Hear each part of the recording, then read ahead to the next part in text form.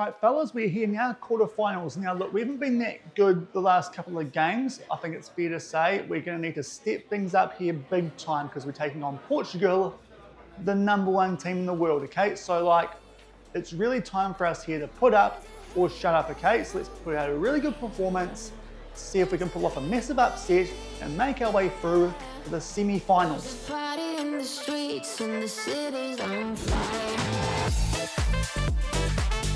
Hello everyone and welcome to episode number 190 of the New Zealand Build Nation here on Shaun Does FM with the All Whites. Hope you're doing well, and today we're taking on the #1 team on the world rankings currently in a quarterfinal here at the 2022 FIFA World Cup.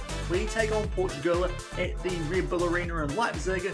This could very well be our last game of the save because this is a team who the last time we took them on did beat us. We'll have to check actually how long ago that was, but it was a 7-2 loss from memory. That might have been our very first World Cup in the save. Somehow actually picked up wins either side of that from memory to finish second in our group. Portugal, they're the best team in the world. There's a pretty high chance this might be it for the save, considering this is our last World Cup. So if you're looking forward to it, make sure to go down below, leave a thumbs up, all that good stuff. But here are Portugal. We had a quick look at these guys at the end of yesterday's episode where we did get past Venezuela in the round of 16. So if you missed that one, I'll leave a link to it over in the top right corner. Key player David Quaresma from Newcastle. He looks very, very good. Does the striker come right winger? And also they've got Sacha Leclerc over at Inter Milan, their vice captain. He also plays up front and does look pretty darn decent as well. So two very good attacking options there in the Portuguese team. Their key player, he's injured, as we found out yesterday, so won't bother looking at him. Their manager is Sergio Conceição, and they did win the World Cup back in 2026 in this save. So they do have history of picking up this tournament in this save. So we are going to have to be right our best to make our way through the semi-finals for a first time in this save. And to be fair, of late, ever since that loss to Switzerland to end our group stage, we have looked a little bit shaky, only getting past South Korea 4-3 after extra time in the second round, and Venezuela 2-1. Those two teams ranked around the 30 to 40 mark in the world. This will be a whole lot tougher when we take on Portugal. The other quarterfinals, Netherlands are going to take on Italy, Spain take on Serbia, and Ukraine, they will take on Brazil. That's off the back of a couple of results to wrap up the round of 16 that we didn't have to show you guys at the end of yesterday's episode. Ukraine got past Mexico 4-3, Brazil got past the USA 2-0, and Serbia continue to be the surprise package a little bit at this World Cup with a 2-0 win over the previously undefeated Uruguay team. So that's everyone made their way into the quarterfinals of this World Cup. To be fair, we've got the hardest draw we could have got for this stage of the tournament, but if we can win this game, then we can carry some confidence into the remainder of it that we actually have a pretty good chance of lifting this thing. In terms of squad news going into this game, obviously McDonald's still out with that injury, which has been the case the entire week, but Wiley Khalid picked up a yellow card against Venezuela, so unfortunately he'll be suspended for this upcoming game. But apart from that, obviously against Portugal, going to go with as close to a first choice 11 as we can against the #1 team in the world, albeit a couple of players are still tied because it's only been a couple of days off the back of that Venezuela game, which is a little bit of a bummer, but really we need to go as close to first choice as we can if we want a chance to pick up a win over the #1 team in the world. So let's get stuck into the action. It could be our final game of the save as we take on Portugal in a World Cup quarterfinal.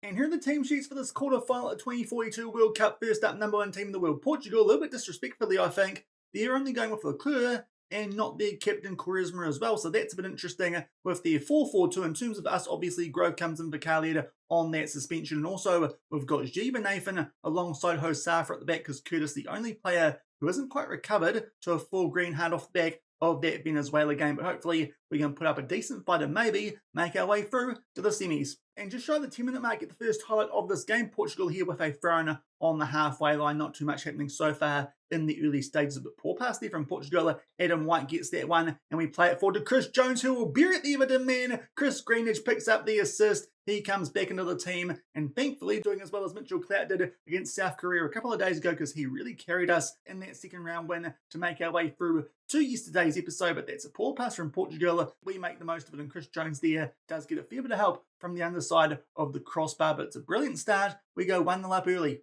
And just past the halfway mark of the first half, we're on the attack here again. The Nkuru there did have the ball inside the box, but a good tackle there from Pedro Guerrero does get that ball back for the number one team in the world, on a chance for them there to do something on the counter-attack, albeit Beal with the interception, passes it to Chris Jones, who briefly loses the ball, gets it back and rockets that one into the bottom right corner, and maybe we are finally hitting our form again in the knockouts of this World Cup. That's 2-0. Let's hope we don't bottle things from here, but that's another poor pass there from Portugal. Beal just gets in the way of it. He finds Chris Jones. I think that was Kosso there who gets in the way, but Jones somehow gets it back and puts that one around Martins into that bottom right corner. 2 shots on target, 2 goals, and a 2-0 lead.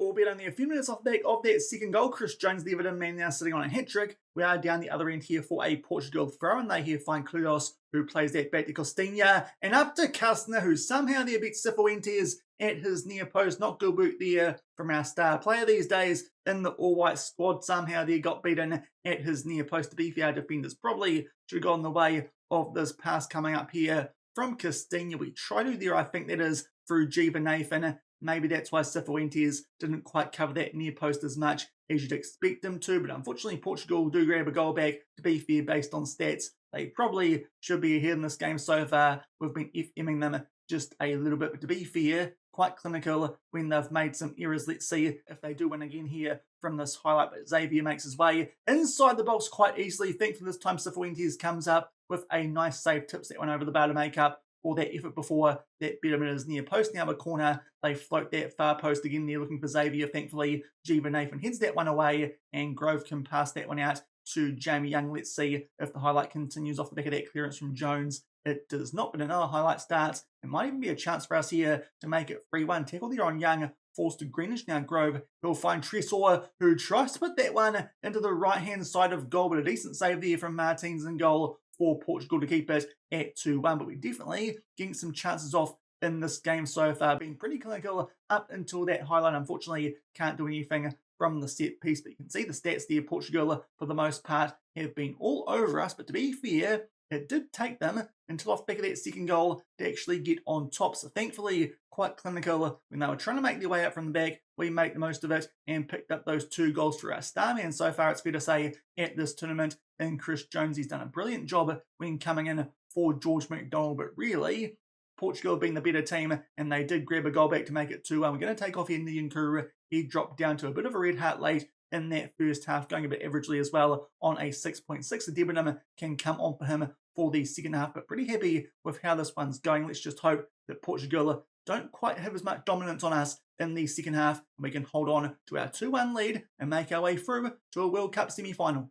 And just shy of 10 minutes into the second half, going to make another sub here because Chris Grandrew set up that first goal for us to Chris Jones. He's going to be forced from the field here on a red heart. We'll take him off for Mitchell Clark, as we mentioned earlier. Did a great job against South Korea. Let's hope he can do the same here against the number 1 team in the world and help us hold on to our 1-goal lead. And only a couple minutes on from that previous sub, now it's time for us to make a few more here. A couple more players have dropped down to red hearts. So Safa on a yellow card. I think we'll leave him out there on a 6.8. But White can come off for Baker, and Cowie, he can come off for Sam Clark. That now leaves 1 sub for the remainder of this game. And in fact, Portugal have a highlight as we try and put those subs through. They take that one edge of the box. Quiros there does keep it. It's a free kick, Hosafa. That's a foul, but thankfully, just outside the box. Was just wondering there if that might end up being a penalty. Thankfully, that's not the case. Xavier tries to put that one top right corner. Actually takes a touch off the wall. So a bit of a long highlight here as those subs have now gone through. Kastner puts that one far post. Decent chance there as well, but it just misses the target. Portugal are still 2-1 behind.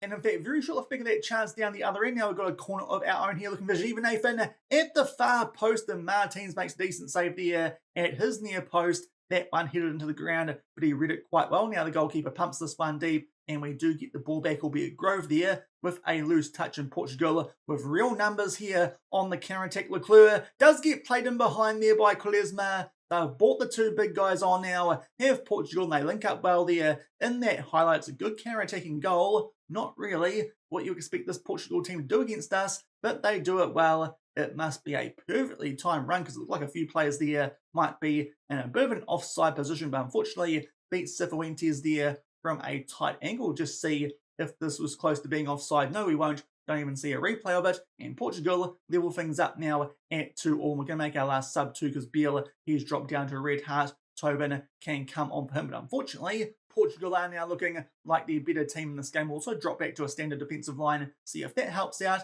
after they make it 2-2. And again, not too long off the back of those previous subs, now there is a highlight here for Portugal, a corner. Thankfully, we just hit that one away, and Aaron Grove tries to find there. I think that was Jamie Young, can't quite do so. Fernandez will find Plaziles, and David Quaresma, he's had a big impact since coming on, whenever that was. Set up the previous goal there for the vice captain in Leclerc, and puts that one away. And we're fading late in this game, unfortunately. Maybe those previous couple of games we played, which were a bit tighter than we would have liked against South Korea and Venezuela, are proving costly. To be fair there, don't think our standard defensive line helped out too much. Again, it looked like a really well-timed run to stay on side. Off the back of that, may as well go back to a higher defensive line, just do what was working earlier on in this game. But stats-wise, fair to say, Portugal do deserve their lead, but unfortunately, after being 2-0 up, this does feel like a little bit of a bottled job. With about 15 minutes left here, a highlighter thrown, and it does start here with us inside their half. Not for too long, but soon enough we get in there, and Debenham will find Aaron Grove, tries to float that one into the mixer. It's a little bit helter-skelter there inside the box, but thankfully going to get that one back. Juvenathan, he finds Grove. Now Young plays out to Debenham, squares it nicely for Mitchell Clowney, will sweep that one home. Just going to have to wait and see here though if he stayed on side. Hopefully that will be the case. Mitchell Clout proving to be quite a useful player for us at this World Cup, but unfortunately that one won't count. He must have just strayed a straight offside here off the back of this ball from Debenham. It's a very close call, but to be fair, the lines there, I think, make it look a bit closer than it actually was. And we're about to make our way to the last 10 minutes of this game, and we need a goal to take this one into extra time. Might be time for us here, try and up our tempo, go from slightly higher to higher. Apart from that, though, most of our players with this tactic we're using are already on some quite positive rolls, so I don't think need to change too much. Let's just hope that upping our tempo might help us out later. Albeit Portugal here, last 5 minutes, do have a free kick, and they take the sweet time over at Quaresma, gets that one back, picks out Leclerc, who will take on a shot, but thankfully he was offside that time, and Cifuentes made a save anyway. Now I think we are just going to go a bit more attacking with our wingers up front, and also let's try Liberos. It has worked at previous World Cups, albeit a fair while ago now in the save. Let's see if it might help us get on the front foot and grab a late equaliser. Unfortunately, not looking like it will be the case, though. 5 minutes left here of added time. Portugal with a thrown inside of the final third. A header there that comes off the woodwork. That's a terrible header away from us, though. Prazeres gets that ball back, goes far post. Thankfully, that one's off target, but Portugal have been all over us here ever since we made it 2-0 about halfway through that first half. Last minute here, we do get a highlight, but it looks like it's in favour of Portugal. Cifuentes comes out to get it, doesn't get there. Lima heads it home with a little bit of help from the underside of the crossbar, but David Cifuentes there, who was having a pretty good game on a 7.2, doesn't get there. It proves costly. That makes it 4-2, and that will be both our World Cup and the save over. To be fair, there's not too much shame in losing the number one team in the world, albeit having gone 2-0 up halfway through the first half, that does sting just a little bit, but unfortunately Portugal came home quite nicely. Whenever they brought on David Quaresma, did look like it made a big difference. He comes on and gets, I think it's an 8.6 off of the bench. Him and Leclerc having very good games, as did their wingers. Unfortunately, our guys, just not as many, did perform as well as their team did. Chris Jones obviously doing very well with the 2 goals that he scored early on, but unfortunately, that's us done for the save now. We are knocked out of the World Cup in a quarter-final for the second time, so we do equal our best effort yet at a World Cup. That was back the year that we knocked Brazil out in the knockouts, but unfortunately, no World Cup for us during the course of the save. Portugal send us home 4-2 in the quarters. So no fairy tale ending for us in the save. There's the confirmation. We've been defeated there in the quarterfinals 4-2 by Portugal, blowing a 2-0 lead, which is a bit frustrating there. You can see, as we said, super sub Quaresma did have a big impact in that one there, captain, helping them turn around that deficit at halftime. Their manager's quite satisfied with the win. Young's injured. We don't care too much because that's now our last game in charge. And apparently we need to build on this World Cup performance but we're not going to have the chance to, because that will do it for the save. We've been doing it now for nearly 20 years in game. I think it's time we move on and see if someone else can continue to get the All Whites up the world rankings and maybe even help them lift a proper trophy, unlike the Oceania ones. We'll sim forward and see if that is the case. Apparently, the boys are disappointed with the loss, but most people do accept that making the quarterfinals was quite a good campaign. Unfortunately, it does look like actually going to be a World Cup where we've dropped down the rankings. Despite making the quarters, that loss to Switzerland has meant we've went from equal 11th to 12th in the world. So to be fair, not the biggest drop down, only by a half ranking technically, but not as much ground gain there, and we don't quite end the save as a top 10 nation unless that's going to change off the back of the remainder of the quarterfinals, the semis, as well as the final. But unfortunately, that's us done here as All Whites manager in our last game managed in the save as well, as we suffered defeat in the quarterfinal to Portugal. And we've gone for the end of that 2042 World Cup, so you guys can see who did pick this up. Unfortunately, as you saw before, we suffered a 4-2 defeat. Did try our old tactic just to see if that might have made a difference, because beefy, I don't think the Indonesian one helped us out too much during the course of this tournament, and we were 3-0 down by half time, so I don't think the old tactic would have done any better. I think we're going to lose that game anyway to the best team in the world based on the world rings. Italy, they got past the Netherlands 3-2. Spain get past Serbia, so they finally go home off the back of a 2-1 extra time defeat. And Brazil, they got past Ukraine. That did set up the semi-finals, and those were between Italy and Brazil, Portugal and Spain, which annoyingly got played at venues we could have done bus trips at, but Italy knock out Brazil there 2-1, and Portugal got past the defending champions Spain 2-0, so it did set up an Italy-Portugal final. Third and fourth place playoff, Spain won that one 1-0, defending champions, they come third, but the final World Cup champions of the save from our time of management, that is Italy, off the back of a penalty shootout win after it finished 2-2 at the end of regular time. So unfortunately, didn't get knocked out there by the winners of the competition, but still Portugal, they went very close and do hang on to their number one world ranking, as you're about to see, because we'll head over and have a look at the world rankings. But unfortunately, we do stay 12th in the world off the back of that loss to Switzerland, as well as that Portugal won in the quarterfinal. But Portugal, they stay number one. Italy move up to number two. A few teams below them do move down a little bit in England and Mexico. But to be fair, not much change inside of the top 25 on the world rankings off the back of that World Cup. A little bit more movement further down the pecking order. But to be fair, that was a World Cup where not a lot happened in terms of the world rankings. We leave the All Whites with them being the 12th best team in the world, and I think that's not too bad considering when we took over, they were in the hundreds still. That's a pretty good effort, but unfortunately haven't quite got them inside the top 10 and have not picked up a FIFA World Cup. A little bit of a shame, but to be fair, that might take a fair while. Hopefully it will happen if we sim forward a fair while when we come back in a bit of a looking forward video that I'll do at some point before FM25 does come out, but these days there's quite a bit of time until then, so we do have some time to go forward quite a way in terms of simming forward in this save and seeing what happens in the future of this universe. And before we do wrap things up, we will have a look at the World Cup review. Italy, the champions, the biggest overachievers, that was us making our way through to the quarterfinals, and the biggest underachievers, that was Paraguay,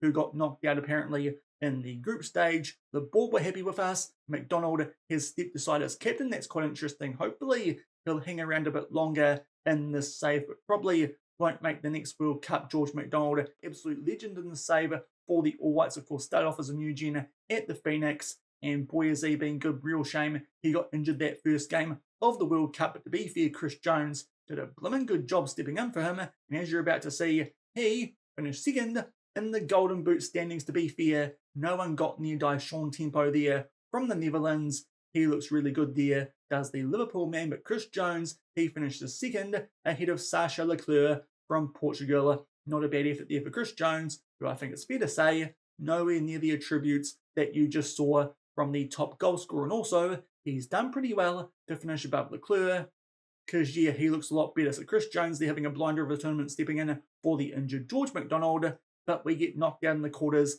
That's our time in the save done. Before we do wrap things up, we'll just have a quick look at all the legendary players that we have had come through during the course of the save. Once I find the right screen, and first up it's going to be the All Whites here. We'll go over to general. I think this is where we're going to go. Indeed, the top players. George McDonald, you just saw. David Cifuentes, of course, was a bit of a late addition for us at Kashmir Tech during the save, but we just got him in time to be eligible for the All Whites for that last World Cup. Quite crucial off the back of the retirement of Alex Paulson. Did make an error for that last goal, but to be fair, at that stage we really were beaten in that quarterfinal. But a great addition there for the All Whites. He definitely has a future role to play when we sim forward in the save. Also our top players, Michael Cornelis-Beale. He might not last much longer in this save, but of course he was a new gen who came through at AFC Auckland back towards the start of this save. Our real only good one that we did have come through in this save alongside Harrison Debenham. Really good deep line playmaker who picked up over 115 caps for the All Whites these days, is over at Augsburg. Also, Chris Jones, just saw him,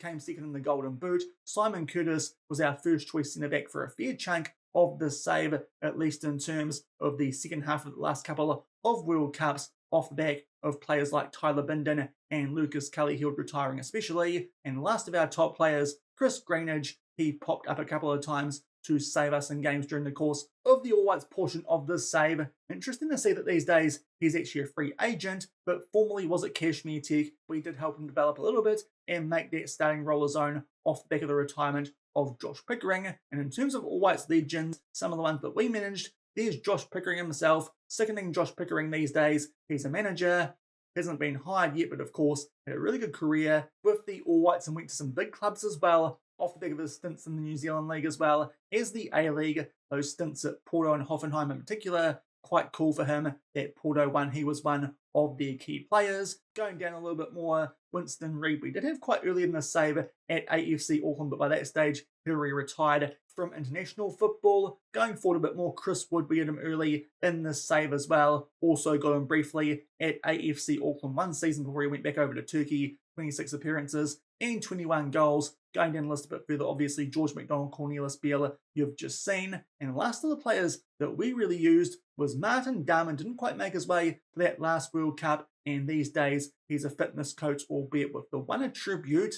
He might want to just reconsider if that's the best idea, but he had a decent career. Started over in England at Leyton Orient, moved on to Notts County and Salford, and finished things off at Montpellier. He was a pretty good right-back option for us during the course of this save. So there's a look at some of our key members there from the All Whites during the course of this save, and a quick look back at Kashmir Tech as well. Of course, the current Club World Cup holders, their legends are me as well as Nathan Walker. Quite funny, seeing as this guy just made his debut for the Wellington Phoenix this past weekend in the A-League, but he played 93 times for us at Kashmir Tech between 2027 and 2035. 44 goals, to be fair, not that great an output, but still, he was a pretty good right winger for us until we brought through Wiley Khaled. Also, we've got some icons in Lorenzo Janssen. Never actually opted to play for the All Whites, so we won't spend too long on him, but 187 appearances for 95 goals. That was a very good stint over 12 years at Kashmir Tech. And Wiley Khaled, who eventually became the first choice right winger in the All Whites off back